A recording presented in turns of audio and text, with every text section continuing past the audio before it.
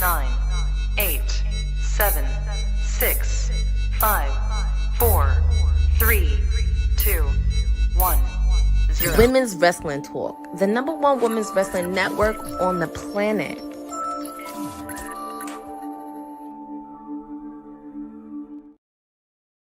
Happy Wednesday, everyone, and welcome to another edition of WWT Live as part of Women's Wrestling Talk, the #1 women's wrestling network on the planet. They call me the professor around these parts. You can call me Gerard, GB. Any of those names work. Simple guy who's looking forward to having a great conversation about pro wrestling. And a lot has happened in the last 48 hours. I think you're probably used to us saying that, but it really has. And as this day has progressed, there have been more news items and all of the things. So we're going to get into all of that. Go ahead, invite a few friends in all of the places where you have influence and bring them onto the party, because we're going to have some fun discussions today as we're just a few days away from the Royal Rumble. We've got information coming out of Raw, coming out of NXT, and we're getting ready for Dynamite. But before I do that, I've got the sweet. It's the Queen Bee of WWT, Wrestling with Honey with Honey Pop Predictions. Buzz, what's happening, beautiful people? Hey, how are you today? I'm doing well, Professor. I'm doing well. It's another Very day, good. another dollar, a beautiful day above ground. Happy to be here. Can't wait. Listen, always happy when we're above ground, because it could always be worse. So definitely excited about that. Shout out to the people who are already joining us. Eric, good to see you. Pachu, always a pleasure. Lewis, good to see you. Hey, Eris, good to see you. Welcome back. Dylan in the place to be. Special Little Nobodies is here. JD is in the building. Good to see you. And of course, we'll have more joining. You know, we like to try to start as close to on time as we possibly can. And because there's so much to talk about, it's definitely worth doing that. Yes. Thank you, Special Little Nobodies. He said, wrapping up my workday, had to tap into my favorite podcast and show, and we appreciate that. Boza, good to see you as well. Just enjoying another day with my favorite news show in wrestling. We appreciate that, guys. Thank you.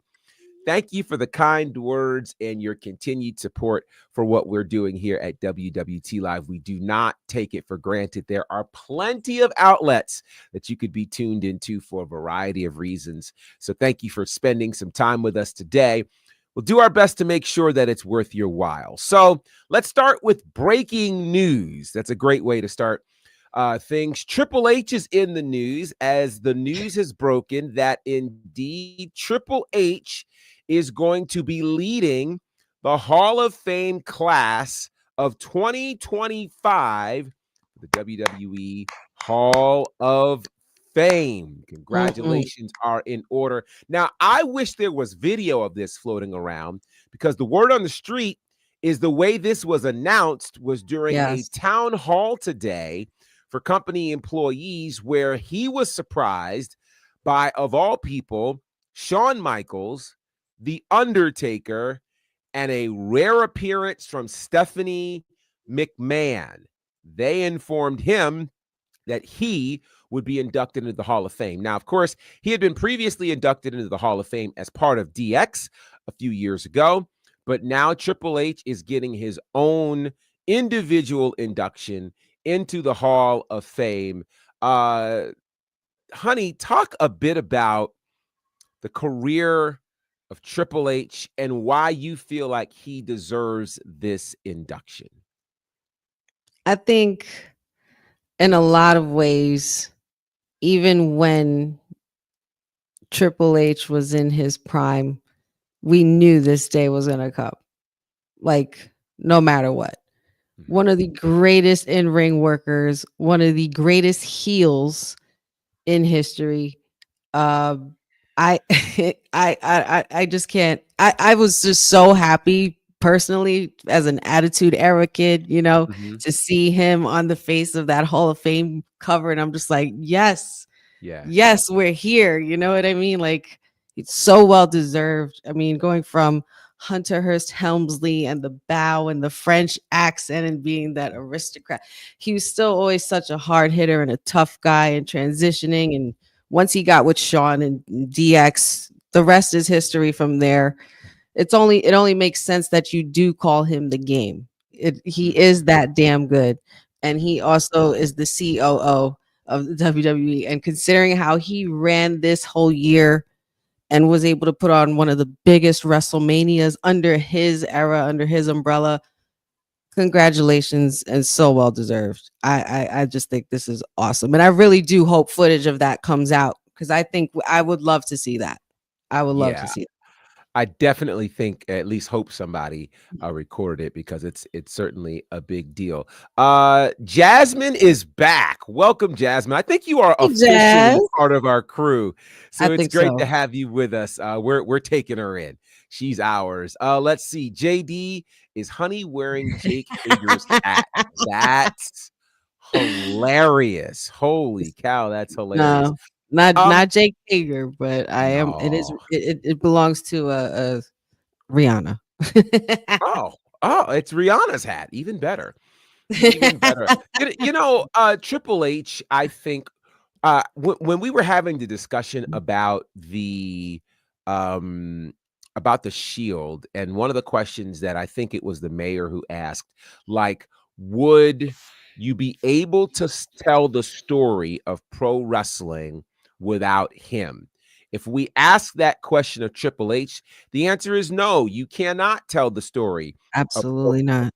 Without Triple H. You think about all that Triple H has been a part of, from coming in to the WWE as Hunter Hearst Helmsley, even from his time in WCW as Terra Rising, being trained by some of the all-time greats and being a real student of the business. Yes. Think about what he went through and how his career could have been derailed in 96, with the whole curtain call situation in Madison Square Garden, where he was slated to win King of the Ring that year. But because of that, he was out and was literally buried for a year, but found a way to come back and rebound from that, becoming WWE champion. But even think about how we don't have the Monday Night Wars without DX and the NWO. Literally the Clique ran wrestling in the 90s, and where we are literally now, the Clique is running wrestling again. Literally. So, you think about this man's career, his in-ring career as a 14-time world champion is enough to induct him into the Hall of Fame. But then if you take all of that away, and you talk about what he's done for NXT, and you talk about how he has revolutionized WWE, and we never ever thought that we would eventually have a WWE without Vince McMahon. But then we always thought if it wasn't Vince, it'd probably be Stephanie or Shane. The idea that we are living in a WWE without a McMahon in charge, and it's better than it's ever been, it's making more money than it's ever made, it says a lot about Triple H. To be able to navigate what the locker room has looked like, and to create a space where people are happy to come to work, where people are excited, and all of these types of things. It's literally, it's like he's had 3 or 4 careers in one. He really has. So many different eras of Triple H. And you want to talk about a character evolution. If you look at the picture of Terra Rising and a picture of him right here, night and day. Totally. And then that's not even and we didn't even mention the evolution era, where he was able to lift up Ric Flair back into being Ric Flair again. Yeah. And being able to mold 2 other students of the game in Batista and Randy Orton, and look at where they all are now. Yeah. And they're all like, Triple H is a part of that constant. I can never tell the story of pro wrestling without Triple H ever. Yeah. Ever. It's a beautiful thing to see. And so we love to see it. Congratulations to Triple H, who will be headlining the class of 2025 for the WWE Hall of Fame. Of course, that's going to go down WrestleMania weekend. It's the weekend of April the 19th and the 20th in Las Vegas. We'll obviously be getting more details on that as time progresses. But speaking of Las Vegas, I think it's absolutely hilarious that he gets inducted into the Hall of Fame in Las Vegas, considering that it was in Las Vegas where he had his shotgun wedding with Stephanie McMahon. So it's amazing how it all comes full circle for Triple H. I Oh love my that. God, that's So great. And there you are know what? questions. That speech is going to be good. Well, so speaking of the speech, there are questions that have been floating around in the chat from a few people. Jeffrey's one of them. I thought I saw JD ask a similar question. And the question is, who do you think inducts Triple H into the Hall of Fame? There's a number of people it could be, but I feel like there's only one rightful person. And Okay. he inducted this person when they got entered into the Hall of Fame, and that's Shawn Michaels. I feel like it's only right. If you want to bring in, Kevin Nash and Pac and the crew afterwards, something very special. I mean, it would be a surprise if it's even Stephanie. I think that would be amazing. There's William Regal, there's Taker, there's other people that have been surrounded by Triple H and he's influenced and who've influenced him in return. Ric Flair, but we might be there forever, so I'm not sure about that. But I think it would only make sense for it to be his work wife, and that's HBK. Well, it'll be interesting. I think all of those answers have been mentioned throughout here. Let's see. Special Nobody says Stephanie or HBK. Boza thinks it would be Stephanie. The councilman is in the building. He goes with Ric Flair. Pat Chu also goes with HBK. Dave. Batista? Interesting. That'd be an interesting choice. I've got a Dave Batista question potentially that might come up a little bit later. Jeffrey says Stephanie. Dylan says Stephanie, HBK, or Vince. I'll give you 100% that it won't be Vince. Let's see. Jeffrey says Flair might be drunk. That's hilarious. Yeah, Jazz says Stephanie makes sense. It's interesting because I think obviously a case could be made for all of them. And I think it depends on just which route they want to go, right? Like the Stephanie route would be good from the perspective of she's someone you don't regularly see on our television screens. So when she shows up, we're going to pay a lot of attention to it. You could have a scenario, obviously, where Flair, who was one of his biggest influences, steps into the picture. You could have it where Shawn Michaels, who worked with him closely, and they went up and down the road together. I mean, there are a lot of possibilities here. Randy too. I just thought about Randy. Yeah, Randy Orton. Here's the good part for Triple H. There are a lot of people who love him, and a lot of people who would love to be the one to have those words to say to induct him into the Hall of Fame. My one other question before we leave this topic is, so now we know who's going to headline the class. Who else do we think finds their way into the Hall of Fame class of 2025?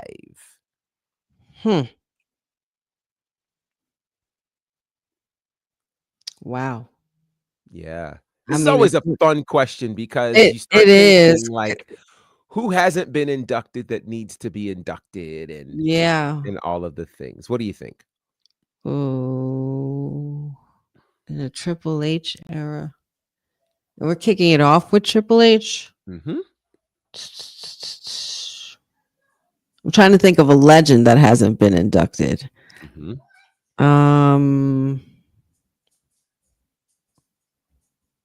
Shoot, this is really tough. Yeah. I don't know why this is really like hitting me right now. Holy cow. Part of the other challenging part of this is just trying to remember potential legends Yeah. that have not.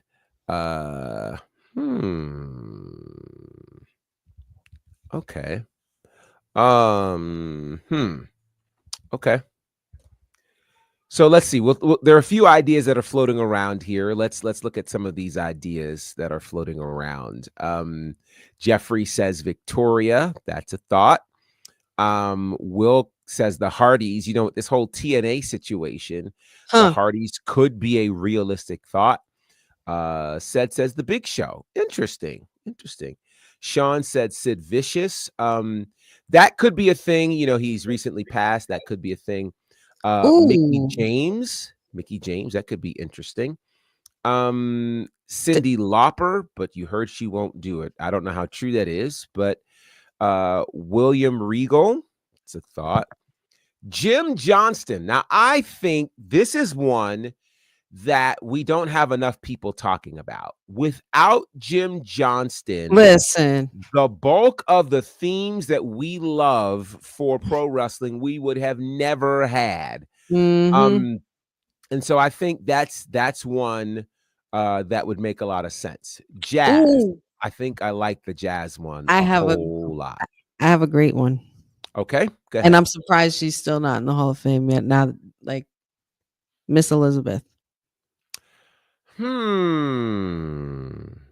That one is interesting from a few perspectives. On the one hand, I mean, I think Miss Elizabeth, without question, really paved the way for a different type of manager. The female manager who was beautiful but didn't get heavily involved in things. You know, that was a massive move. I guess my big question now is there too much controversy connected to Miss Elizabeth right now for them to pull that particular trigger? Well, true, there might be. That story still might be a little rough for some. That's my question as of now. Let me throw a name out there that nobody has mentioned yet. Lex Luger. Oh, well. Lex Luger. Now this is a fun one, Jasmine. Brother Love. Wow. Richard. Wow. My goodness. Wow, that's a great one. Is Michelle McCool in? I thought she is, but we can verify whether she is. I think she's a WWE. She's a Legends contract, I think. Or maybe she's considered Legend. Maybe not yet. Demolition. Now that would be an important one. That would be a very important one. A wonder that they're not in. Let's see. Oh, I like that one, Will. Michelle McCool. I don't think she is in the Hall of Fame. Bam Bam Bigelow. Or Will says Bam Bam Bigelow. That's a good one. Bam Bam Bigelow is a good one. Let's see. Brian Pillman. That's a great idea. These are really good ones. I'm surprised. Chris Jericho. You know, Jericho is actually a really good suggestion. I don't know if I wouldn't be mad at that. I would love that. I guess the big question would be, would AEW let it happen? During WrestleMania weekend. You know how they have been. The one-off. Yeah. Dustin Rhodes. I think the same thing applies to Dustin Rhodes as it does to Chris Jericho. Will AEW allow it? I also think, and this one could be very interesting, AJ Styles. AJ Styles. Someone is mentioning Bray Wyatt. I think the Bray Wyatt situation will be based on whether his family is ready for that. Yeah. They were not ready for that when the idea was initially brought up. So yeah, that'd be interesting. So I've got AJ. I think an interesting one. There are two interesting ones. There's John Cena, who, of course, we know he's on his farewell tour, but Rey Mysterio kind of proved the theory that, hey, you don't have to be done with your career to be inducted into the Hall of Fame. Clearly not. The other one that I have, which could happen this year, if it doesn't, it'll probably happen next year, and that's Hiroshi Tanahashi from New Japan. I think the respect for what New Japan has done will put him into the conversation. For sure. Let's see. Jeffrey mentioned Batista. It's interesting because Batista was supposed to be inducted a few years back. He had a conflict in terms of his acting schedule, and so they've never gotten back around to that. So that would be interesting. China. Now, you know what? China deserves an individual induction. Yes, She she was does. inducted as part of the DX induction, but I think it's only right that, you know, the same way Triple H got inducted, which was via DX, that if he's getting a solo one, I think China absolutely should get a solo induction. Just like Sean. Just like Sean got two. Yeah. Well, you know They'll what? all be two-time Hall of Famers. Here's the thing. That's the beauty of being part of an iconic group. And I think that'd be incredible. But again, congratulations there to Triple H. Ken Shamrock. I think Ken Shamrock belongs in the Hall of Fame. Former NWA World Champion, former Intercontinental Champion. I think he really paved the way for that MMA crossover that we're now seeing, of course, with Ronda Rousey, Shayna Baszler, Marina Shafir, and several others. So it'll be interesting to watch for sure. But again, congratulations goes out to Triple H. So let's talk a little bit about NXT in Atlanta last night. This picture right here, I think, is another photo that belongs in the Hall of Fame, you know, and it belongs right next to the point from last year that involved Naomi, Bianca, and Jade. Last night, we had Bianca Belair and Naomi take on the Meta Girls for the WWE Women's Tag Team Championships in Atlanta. So let's ask the question, because there's a lot of talk, particularly if you watch the match.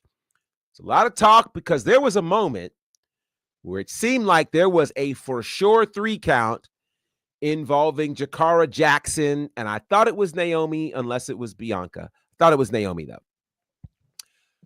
Ultimately, we've got a space where the team of Bianca and Naomi have retained the tag team titles. But let's get into it. What did you think of this match? Main eventing NXT Atlanta last night. All your thoughts there belong to you, honey. Oh my goodness. This match was literally the cream of the crop, pun intended.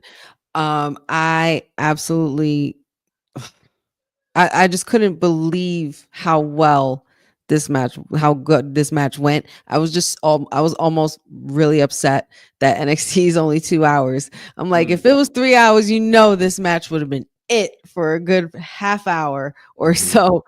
But the ladies did great as usual. I was very curious about that pin towards the end, because I could have sworn it was a 3 as well, and I got a little confused at first.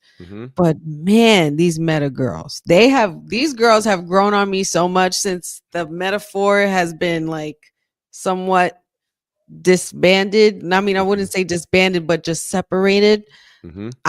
These girls have my eye, and Lash, future legend, and legend is in her name, and future legend is in her game. Jakara Jackson was thoroughly impressive. And you know, to go up against the EST and the likes of EST and Naomi, big 2 out of 3. Like, you have to go big or go home, and you know, to be the best, you got to beat the best. Unfortunately, the Meta Girls came up short. I was very hopeful that they would win, but I guess there's going to be more to this story as the big 2 out of 3, the big other 2 out of 3 hold on to these tag titles. Yeah, it was very interesting last night. Very interesting. All of the signs pointed to, and maybe it was just because of how I framed it in my mind, but I definitely thought we were getting a win for the Meta Girls last night, considering Naomi and Bianca actually lost Monday night on Raw to Liv Morgan and Raquel Rodriguez. I thought, well, for sure, this is the right time for the Meta Girls in Atlanta, et cetera, et cetera. There's so much to say about this. I mean, this being the main event, the women's tag titles being in the main event, Yes. 4 amazing queens in Atlanta at the historic Center Stage Theater. Like it just, all of the elements were right. And so when it comes to metaphor, I don't know that any of us thought that Lash Legend and Jakara Jackson would end up being the stars of metaphor. I think many of us may have thought it might have been Noam Dar, and they were just kind of playing the supporting cast, but they have stepped their game up so significantly. And to see the new wrinkles that Lash Legend pulled out last night, I mean, the backflip into the moonsault, like what are we doing? Good Lord. It was beautiful.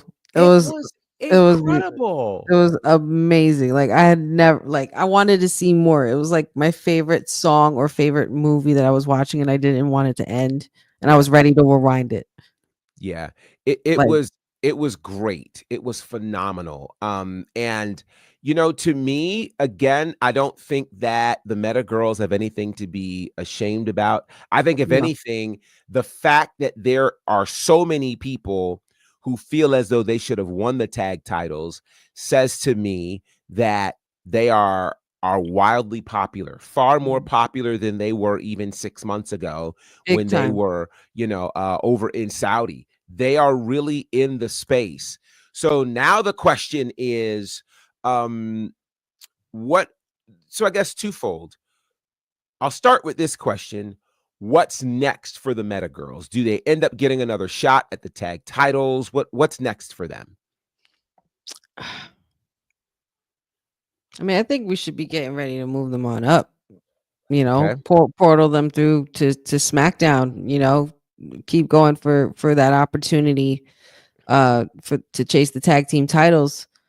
And maybe we're gonna see some more layers unfold with the Bianca Belair story and Naomi story of who attacked Jade, all kind of within the same realm, almost a parallel storytelling kind of route, because Meta Girls are going to go for that again, and it has to be against a 2 out of 3. It has to be against one. It has to be this. I want to see this at a PLE stat. That's it. Period. I think this is great. There are a lot of things happening in the comments, and I'll get to some of these. Let's see. Junk Punch Hero. I like that name. Don't think Bianca and Naomi are losing till Jade comes back and beats someone down. Special nobodies. I bet the whole arena smelled like cocoa butter and black excellence. Man, listen, what I'm gonna need you to do is make a trip to Charlotte for Ashe, because I promise you that's a fact. For sure. Eric says Lash and Jakar should be on the main roster right now. Jeffrey says it felt right for them to win in Atlanta for sure. Let's see. I'm wondering if Judgment Day will benefit from us knowing who attacked Jade. Add some context to that. I'd love to see where you're going with that. Special Nobody says Jacob Fatu and Meta Girls had an amazing breakout moment over the last few days, and they did.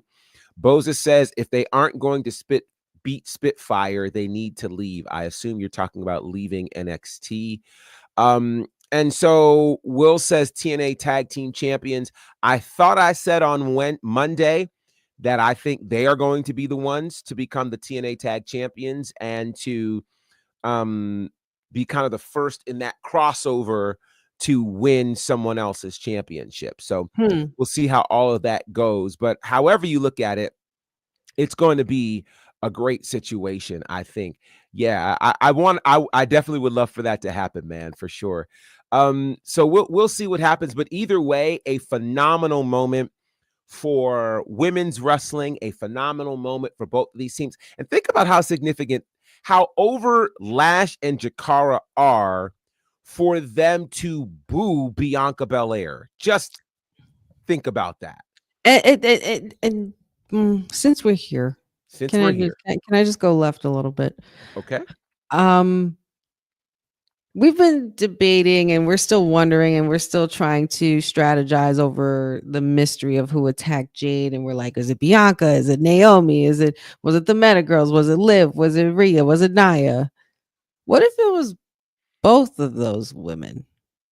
What if it was both Naomi and Bianca? Okay. I mean, has anybody even suggested that could have been a possibility as well? I mean, because the only reason why I say that is because I'm thinking about this, how we saw Jade, and Jade wouldn't let anyone who's threatening enough get close to her enough to touch her or even talk to her if she knew they were threatening. Who's to say that Naomi and Bianca, especially with what you just mentioned, with them being booed, who's to say we're not seeing a little shift in character here? Interesting. I think now it's interesting because again, Bianca, when they revealed this, it was during Bianca's qualifying match for the US title. So that if Bianca would have done it, then that means she would have probably done it prior to, if that's the case, and then they had just discovered this. I don't know. I do think we're getting obviously much closer to figuring out who this is, and the fact that we've had no tea leaves and no hints Not actually one. could be a great thing, because I think when the surprise happens, it'll be wild. It'll be wild. So we'll see what goes down with this. But again, a phenomenal match last night. And again, we saw great things from all four women. Very, very proud. And of course, at the end, it was Bianca and Naomi retaining the championship. We learned a few things last night on NXT as we're gearing up for Vengeance Day. We learned that the North American Championship would be on the line. Fallon Henley successfully defended against Shotzi last night. And we now know that she will be taking on Stephanie Vekor for the North American Championship in DC on February 15th.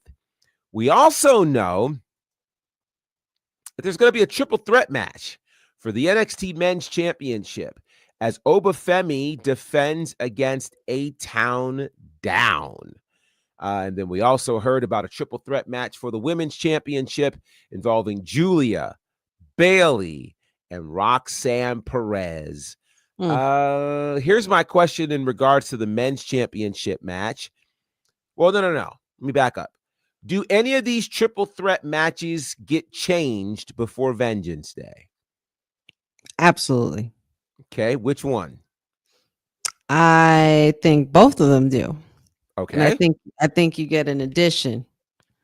I think you're getting an addition of, obviously, Cora Jade wasn't very happy with not being included in conversation with Ava and Roxanne in regards to the Women's Championship. And of course, we know Cora Jade would like to get her hands on some gold since she's back. At least I'm sure she would. Yeah, but and Trick Williams obviously is also one who's out for vengeance and wants his title back. Still going after Obafemi. Obviously, it didn't bode so well for him last night, but either fatal four ways or something or another is going to happen with both of these matches. Shenanigans as usual. As usual. What do you think about this edge that Trick Williams all of a sudden has? I think it's definitely something he's needed. I definitely think it's something that he's needed for his character. It's got you invested back into possibly wanting him to see him become champion again, or at least going for the chase for it. As says here many times, there's money in that chase. And Trick Williams, honestly, his stock rises when he's chasing the title. Agreed. And I think that last night was, over the last 2 weeks, we've really seen a strong edge from Trick, from him slapping the daylights out of Wes Lee to him going crazy and throwing refs last night. Like, it was wild. It was wild. So we'll see how all of that plays out. But again, we're 2 weeks away from Vengeance Day, and that'll be live on Peacock. Now, There's some real concern right now surrounding Asuka. Of course, Asuka has been out on injury, and as she has been recovering, today on Twitter, or excuse me, on X, she shared these tweets, which have had a lot of people concerned. She says, quote, "I've been feeling in danger recently. I've already consulted the police. At this rate, even if fans approach me at the airport or in the city, I will feel the possibility that something might happen, and it will scare me, making me unable to respond. I absolutely reject any romantic or personal approaches toward me. There's absolutely no possibility for others to interfere in my private life." What do you say about this, honey? Well, I would definitely say that she's not kidding around, and this is something that you don't kid around with. Not sure who or what she's talking about, but it's unfortunate that that this is something that we have, as women, have go through in certain instances, in certain cases, especially if you're like a public figure. I don't know, man. There's just also a bunch of weird, strange people out there, and I just think that people like that just need to be stopped. And it's just not. It just doesn't. It's not a good feeling. It's not morally right, and people need to respect boundaries. If somebody has a certain boundary and you don't respect that, then you need not be in that said space. There's no room for things like that. What concerns me about this is, she went so far as to put that tweet about, "I absolutely reject any romantic or personal approaches towards me." That is now in her bio, which is wild. Here we are once again in a space where fans are being what that actual name implies. And that, of course, is short for fanatic. And I get very concerned when people leave reality and go into some degree of alternate reality. It is dangerous. It is problematic. And that is why, as fans, we don't necessarily get to have nice things, because I don't understand a world where you have to put an entertainer's life in danger because of the things you are choosing to say to them. And so this does not bode well. I hope, for Asuka's sake, two things happen. One, that she is safe. And two, whoever's responsible for making her feel this way is dealt with the highest penalties that the law allows. Absolutely. Because there's no place for this at all. And I'll just go back and remind anyone, if you are saying things that are threatening or the like, there's not a space for you in the wrestling community or anywhere else for that matter. So do the right thing. Be a human being, operate with kindness, operate with dignity, and don't say anything with your fingers that you wouldn't say in somebody's face. Exactly. Be kind, because there's no reason that Asuka, who is not even on TV right now, should have to feel like this. I think that's the craziest part about it too. That is nuts. It's nuts. I don't know, man. It's just, and then also there's just weird people. It's also the internet as well. Not just like, from person to person in front of you, but on the internet as well. There's just some really sick things out there. So I'm hoping that Asuka will be well and that she'll feel comfortable, because again, in this business where you have to travel so much, part of the joy for certainly artists and athletes and entertainers is to see fans who enjoy them and come up and take pictures politely. They don't mind that. Yes.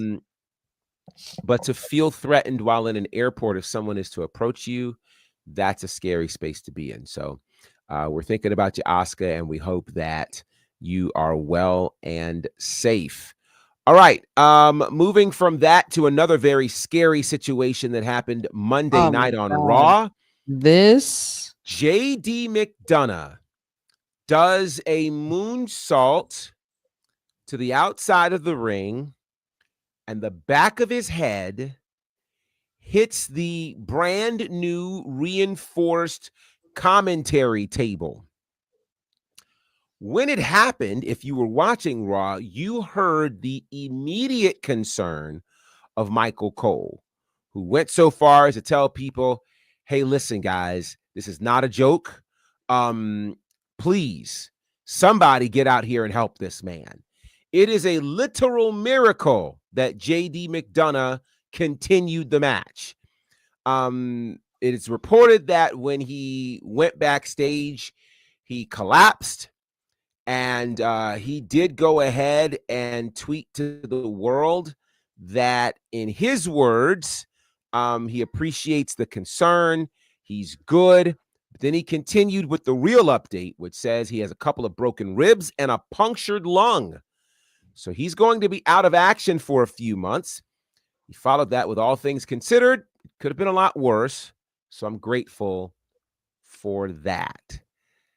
JD McDonagh, yeah, he's a trooper, because and this is kind of the wild part. You can tell, and we knew this when Raw went to Netflix, that they had the brand new announcers tables. Those tables don't break. They're made of much stiffer material, and the way the back of his head hit that was brutal. It was absolutely brutal. I can't unsee it. Like, I couldn't unsee it either. They were replaying it as well, and I was just like, oh my God. I screamed at my TV. I was like, yo, yeah. He could be out. Somebody get him. But the fact that he got up, and then the crowd reception, when this guy comes back, they're going to start cheering him and booing Dom. Yeah. You know what I mean? Like, the Irish Ace is definitely, has always been a tremendous athlete, has always been very, very well versed in wrestling. But to go through something like that and still continue, and you have a punctured lung and broken ribs, that's incredible. That's incredible to me. For people, I got into, just a little side note here, I got into a conversation at work about, asking about what I do, what kind of podcast I run, because people have been hearing around I've been on a podcast. So I told them about here and everything, and they go, wait, what wrestling do you cover? The sports or that fake stuff? And I was like, we don't use the F word.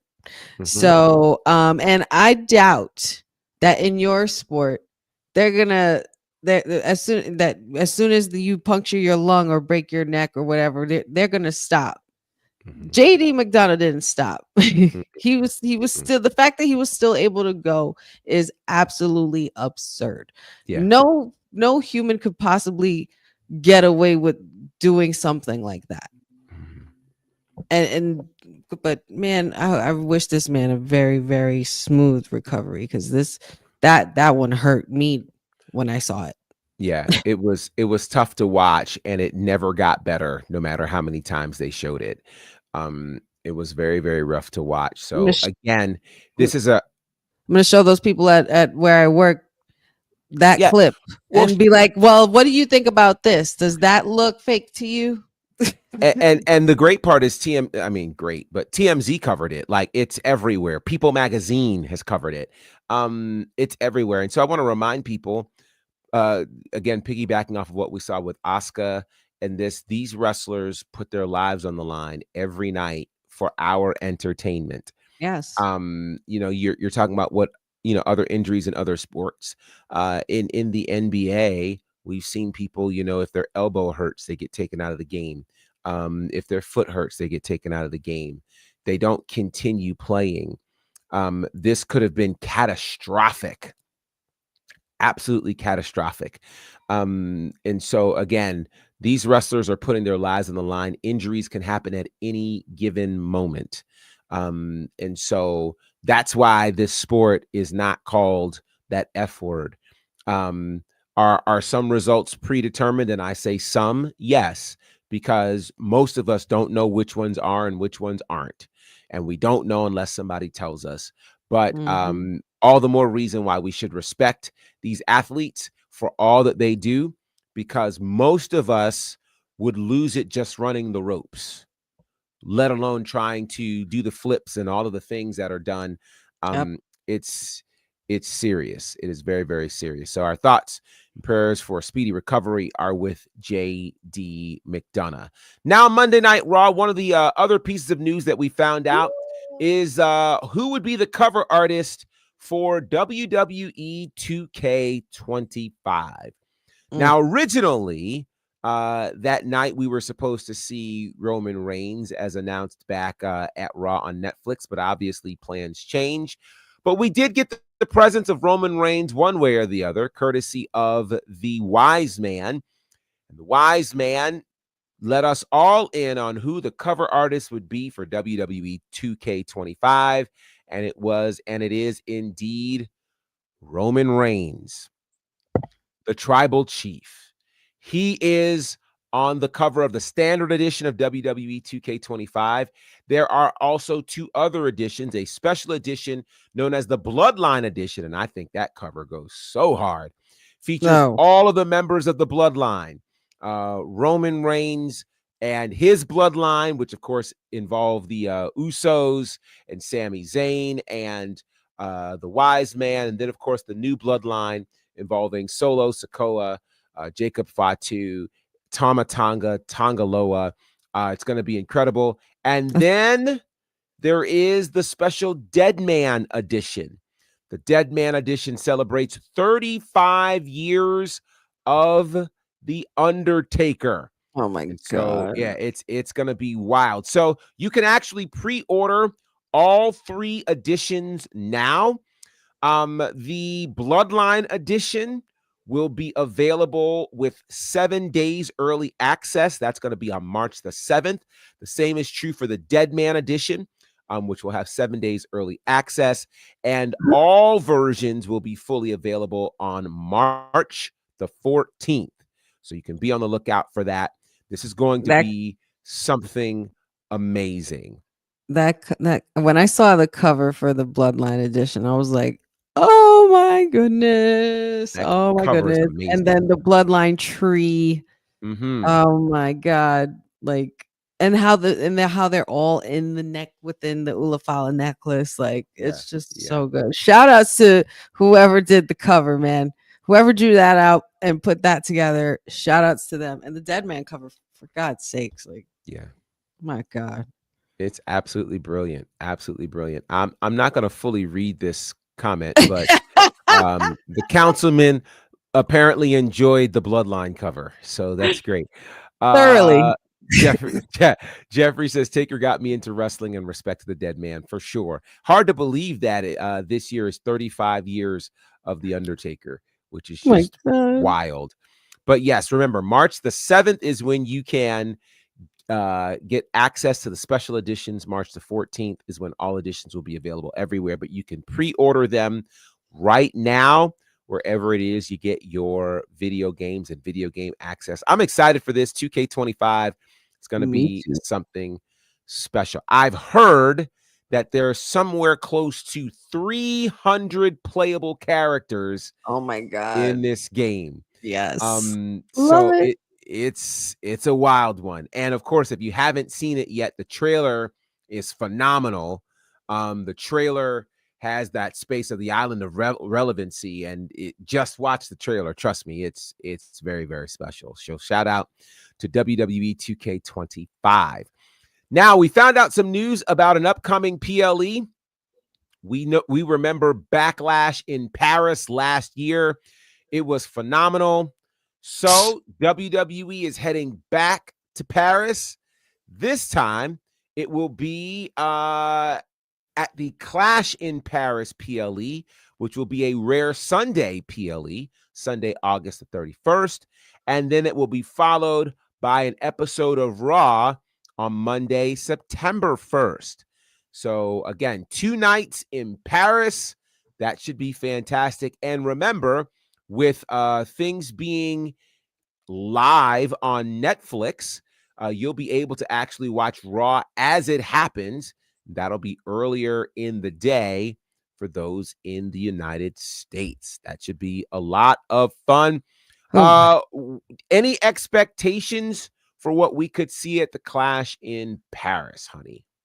I don't know about what exactly we'll see by that time, because this will be after this. This is going to be like pretty much after SummerSlam and everything. Correct. But I'm just going to say this. I know that we will hear a very loud crowd because they're so loud out there. I love it. But Clash in Paris. Yeah, it should be fantastic, and I love the name. So you know, we had Clash at the Castle before, which I believe was in Scotland. Yeah. So clearly, Clash is becoming a European pay-per-view, or excuse me, PLE, that could find itself anywhere in Europe, and this time in Paris. And I am here for sure. The crowd is going to shake the roof, and those PLEs are worth watching for the crowd alone. Yes, it's going to be special. It's going to be very, very special. So mark that down, August 31st. Now then, let's get to this interesting story. The Octopus, Jonathan Gresham, former Ring of Honor World Champion, former Ring of Honor Pure Champion. His TNA contract has officially expired, and Jonathan Gresham is a free agent. Now, for those who are unaware of why this could be uniquely significant, it's because Mr. Gresham is married, and his wife is Jordynne Grace. And Jordynne Grace just signed a multi-year contract that was announced on Monday. So, do you think Jonathan Gresham could make his way to WWE, or does he return to the Indies? Or has he mended fences perhaps with AEW? What do you think?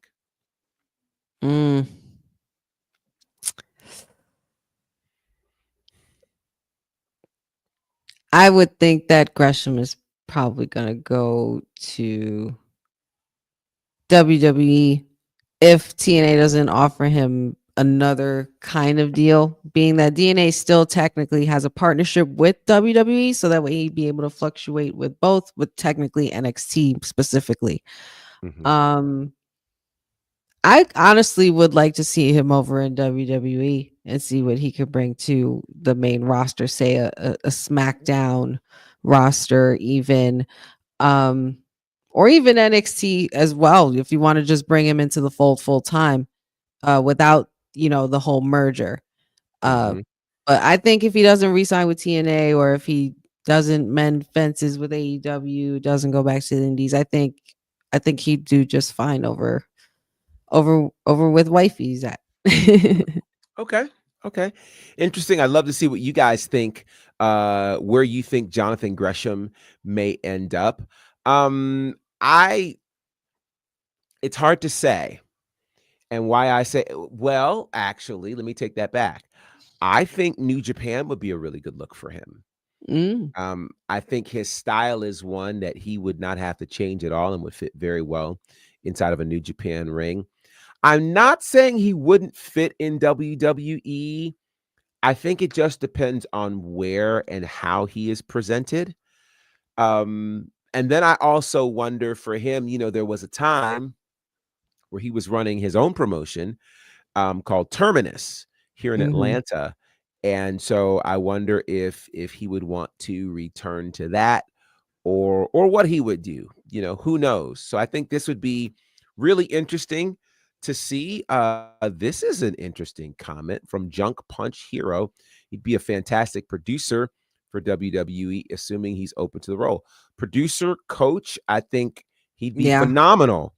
I think any role you give him, he fits like a glove. Yeah, because he's an all around amazing pro wrestler, and he's got a lot of years under his belt. He does. So it'll be interesting to see what he does. But yeah, very, very interesting to see the future for Jonathan Gresham, but he is no longer signed to TNA. This story is interesting, and I thought about you when I saw it. So the internet was buzzing today about the possibility of Jake Paul versus Logan Paul, as apparently both made announcements yesterday that created the speculation that they would have a fight on March the 27th and it would stream on Max.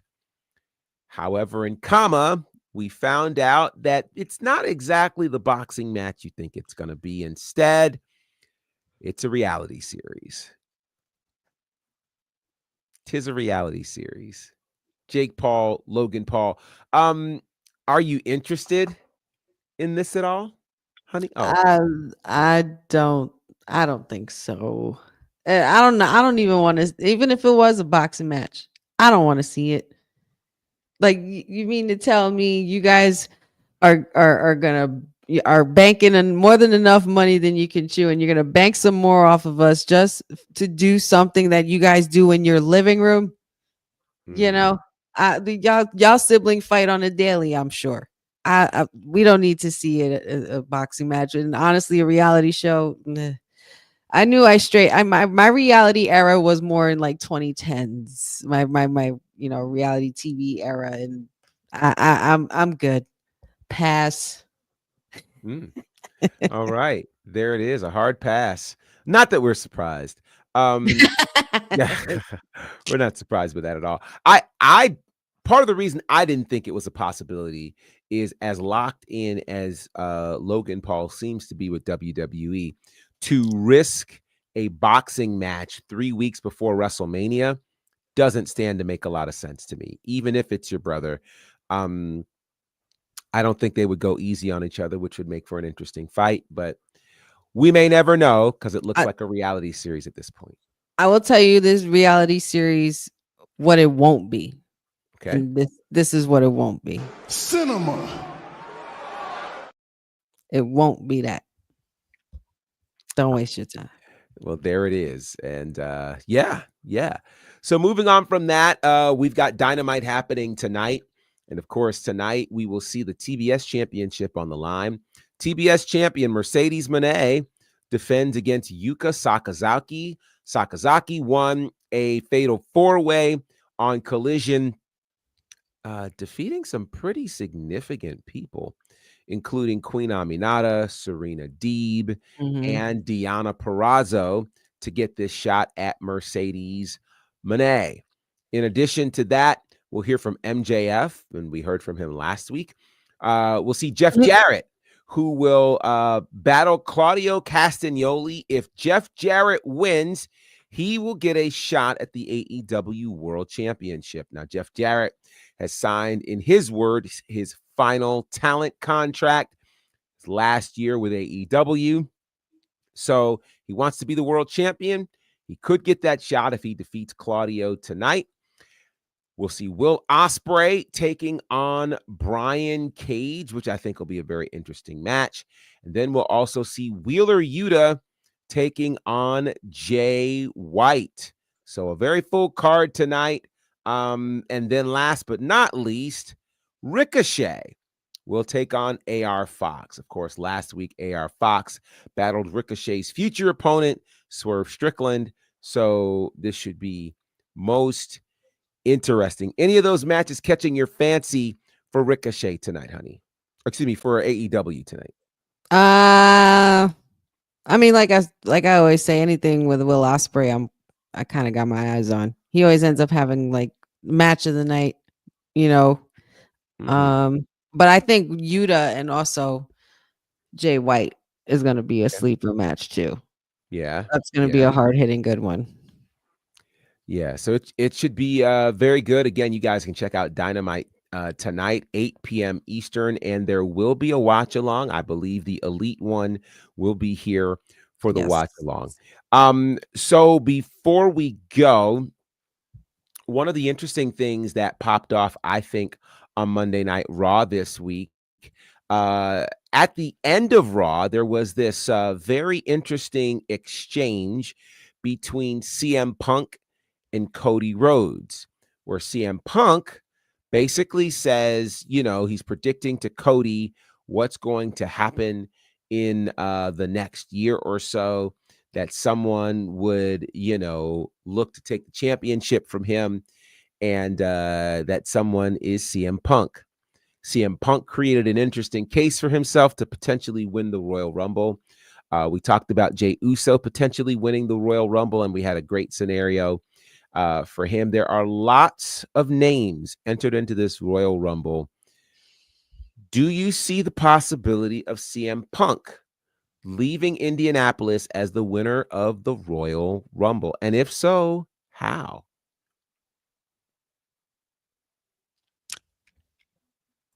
I think that we don't.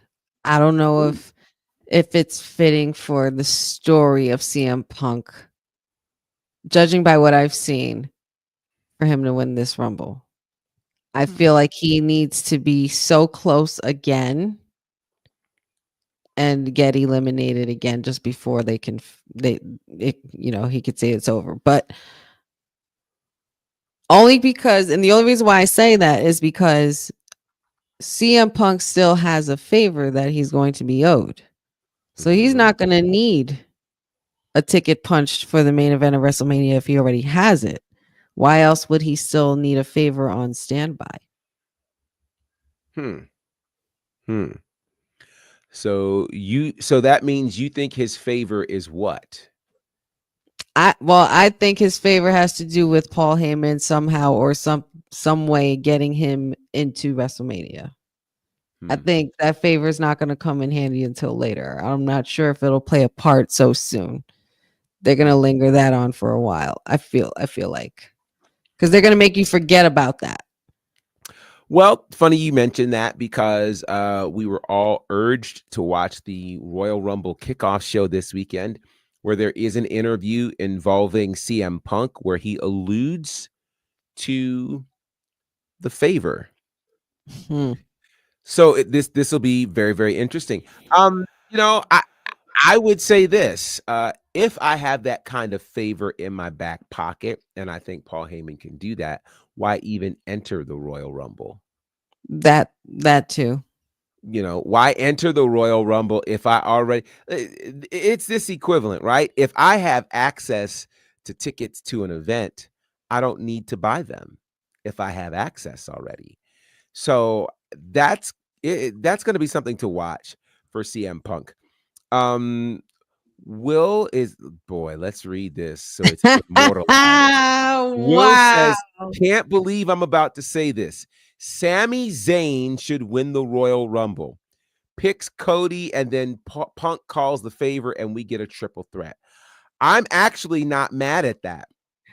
Because we're talking about cases of people who could win the Royal Rumble. CM Punk could win it. A case was made, I think, for Sami Zayn to potentially win the Royal Rumble. The fact that Will was typed out Sami Zayn and not Mick Foley Jr. speaks volumes. It does speak volumes. And, you think about how Sami Zayn could win the Rumble. There are lots of possibilities for him. And Kevin Owens made a great point. We've seen Kevin Owens and Sami Zayn team up in the main event of WrestleMania. Them having never fought a match one-on-one at a WrestleMania feels like a crime. I feel like we need it this year. We need Kevin Owens versus Sami Zayn this year. We need our fight forever and ever and ever and ever and ever and ever and ever. That deserves to be a WrestleMania match. Should that match be for the WWE Championship? Time will tell. There are so many cases I think that can be made for people to win the Royal Rumble on both the men's and women's side. We'll still see, but I was swayed multiple ways in terms of who could walk out of there as a winner. And again, it could be someone else that we're not currently thinking about. Right. Like somebody who hasn't even shown up yet. Like, I'm thinking about Triple H and I'm thinking about Shawn Michaels, and I know they love to do this. Like, I can imagine them being two mad scientists in their office writing out this Rumble and all these squiggly lines with every wrestler and all their paths leading to the middle, right? To the end winner. They're creating scenarios with every single superstar they have on their rosters in order to throw us off, because we know by the end of this Rumble, there literally can only be one left. Only Correct. one winner. Now, I will say this. I wouldn't be surprised to see the return of Omos, Nope. as he has officially left Pro Wrestling Noah, and he left as a champion. Yes. So Saturday. I think an Omos showing up in this Royal Rumble could be a real problem for some people. A lot of them. Yeah, all 29 others.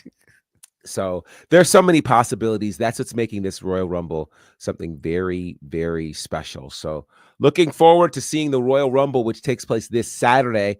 6 p.m. Eastern is the start time for the Royal Rumble. Welcome aboard, Awesome Saucy. Great to see you here.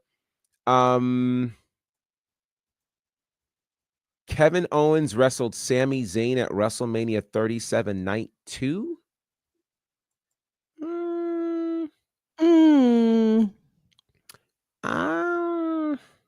I don't think that's accurate. I don't think that's accurate either, but we'll find out. Wasn't that it was Hollywood when they won the tag titles, right? It was WrestleMania Yes. Hollywood. Yes. Night 1. Wait a minute. So no, it actually did happen. Oh wow, okay. It did happen. I clearly forgot that. Well, maybe it was just a one. What was it? 30. Just a Well, one-on-one? if it was 37, I can imagine why we forgot that one. That was the first one back with fans. Oh, And that one we remembered primarily for Bianca and Sasha, if my memory serves me correctly. yes. So That was in Tampa Bay. Yeah, very interesting. But thank you for that, Joe. We appreciate that. We always like to be accurate around these parts. Yeah. All right. All right. How can you find? Oh yeah, it was raining that day, Jeffrey. I remember that's the first time a WrestleMania has been delayed live. That was That's right. quite a moment. It feels like that was forever ago. It does feel like that was forever ago. Yeah, now I need to go back and watch that match because I don't remember it at all. So I mean, eventually those two paths were going to clash one way or another, because it's both on the opposite ends of the spectrum as far as how they feel about the bloodline and things like that. Like it's going to be a pretty wild fight. So we might get it. We might. We'll see. So how can the people find you, honey? You guys can find me here Monday, Wednesdays, Fridays with the WWT Live crew, as well as with the Kayfabe podcast every Saturday. We are doing a Rumble watch along this Saturday, so I know I will be there. I made sure I was off and doing absolutely nothing for that day because I want to spend time with you guys. And every Friday we have our Honey Night SmackDown watch along here with Women's Wrestling Talk as well. So tune in on Friday. Should be some really cool stuff happening Friday. I don't know exactly what's happening yet, but yeah, you guys can find me there and All Things Wrestling with Honey on all social media platforms. Okay. You guys, of course, can find me at Bonnerfied across all of the social spaces. And today I shared a little bit from the award ceremony that happened over the weekend. So you guys can go and check that out. I'm still very blown away by people's kindness. So yeah, it's kind of wild. It's really, really wild. So go check that out. Also, tomorrow night, Ashe Wrestling TV episode 3.5, the mixtape. You want to check it out on YouTube, on the Ashe Wrestling YouTube channel. We're gearing up for some great things with All Caribbean Wrestling, the premiere of Saturday Night Vibe, March the 1st. 4 weeks from this Saturday on Tempo Networks and on the All Caribbean app, which the All Caribbean app is now available on Apple, on Android, on Roku. It's in all of those spaces, so you can go check it out.